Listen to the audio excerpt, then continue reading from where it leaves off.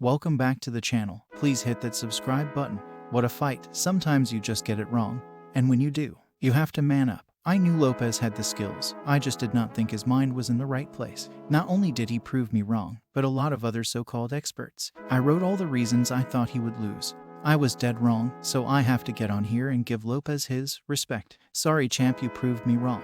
Now with all that said, let's get to the fight. To be clear, I was rooting for Lopez to win, even though I picked Taylor. The reason was I am not fond of the dirty tricks of Taylor. He's a dirty fighter. We all seen that in this fight. That clown Taylor should had 2 or 3 points deducted for the dirty crap he was doing in this fight. He was warned a number of times about that dirty stuff he was pulling. I am not a fan of that kind of crap at all, and seeing what that dirty Taylor was doing. I loved seeing him get his head punched around the ring. As far as the fight, the first 3 rounds were close. After that it was a clinic by Lopez. He beat that clown from Paulo to post, to my delight. This fight was not close. He made Taylor look like an outclassed fool. Taylor had lost at his last fight and the judges stole it from Catterall.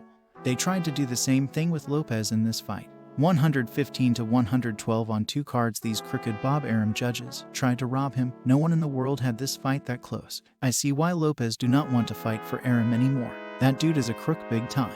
But with that said, he could not pull it off. The right man won. But what a great ass whooping he put on Taylor, one for the ages. He hit Taylor with everything but the stools in the corners. At one point I thought Lopez was going to step out the ring and grab one of those judges' tables and hit him with it. He was hitting Taylor with everything else. I am just playing. I thought I would add some humor. Where does Taylor go from here? Who knows? He's talking about moving up to 147.